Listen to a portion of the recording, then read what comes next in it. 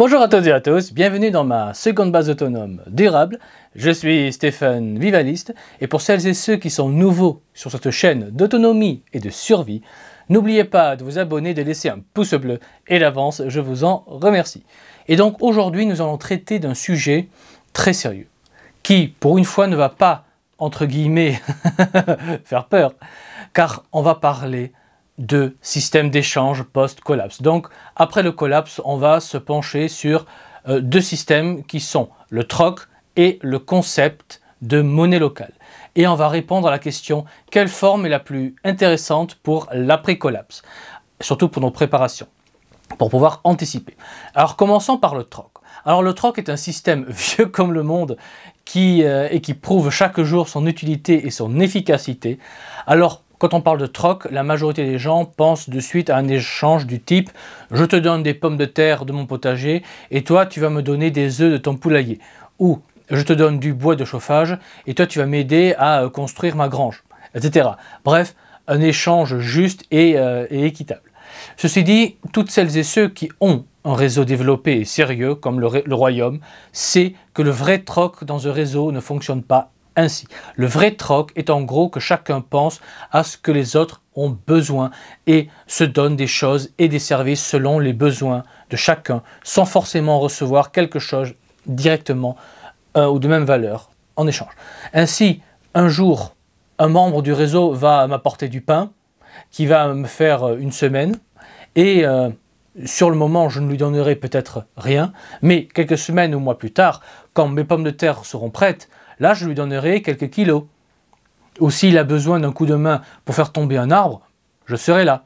Alors, l'avantage de ce système est que chacun va, selon les circonstances, chercher à aider les autres à avancer et à améliorer sa vie. Donc, c'est un système de gratuité où on s'entraide mutuellement, sans vraiment regarder la valeur de ce qu'on donne sur le moment, car on sait que sur le long terme, on sera toujours gagnant. Chacun est gagnant si chacun joue le jeu.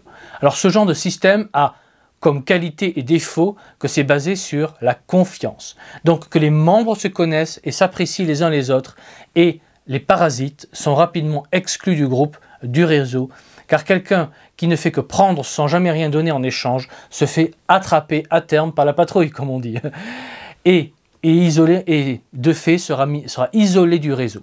Donc la première grande faille de ce système est que chaque membre doit d'une part bien se connaître et d'autre part l'affectif joue un grand rôle. Donc c'est un système où selon l'affectif, vous pourrez être mis au banc du réseau. Ce qui évidemment va ouvrir à terme des guerres d'ego et de chapelles. Donc deuxième défaut est que ce genre de système ne fonctionne qu'à toute petite échelle.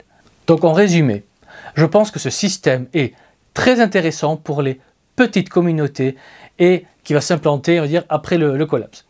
Ceci dit, le troisième défaut de ce système est qu'on ne peut échanger que des services ou des produits simples, car échanger des produits complexes devient de plus en plus compliqué. Et de par produits complexes, j'entends qui demandent beaucoup de main-d'œuvre de personnes spécialisées ou des produits qui doivent faire énormément de kilomètres. Et je vais prendre un exemple.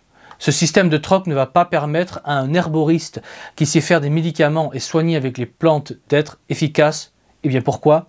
Eh bien parce que les produits qu'il va recevoir ici et là ne va pas lui permettre de vivre 365 jours par an. Donc d'une part, il ne pourra passer que peu de temps à soigner et d'autre part, il ne pourra soigner qu'avec les plantes de son jardin.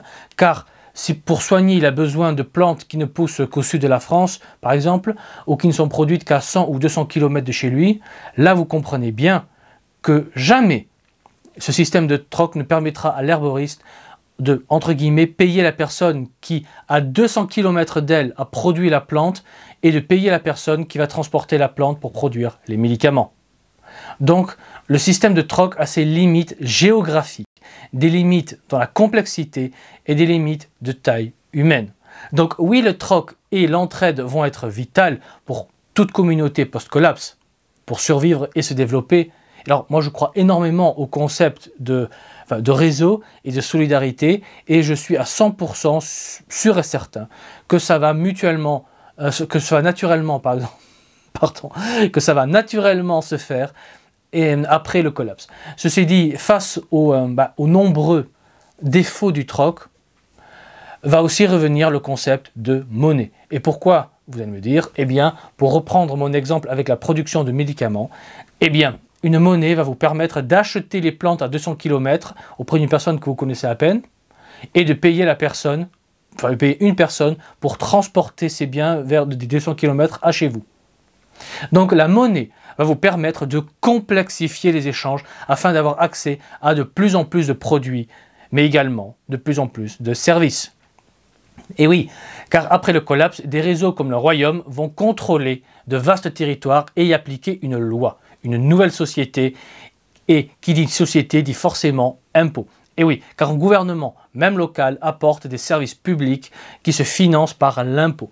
Ainsi, grâce aux impôts qui se paient en monnaie, un gouvernement peut mettre en place un système de santé qui va profiter à tous les citoyens.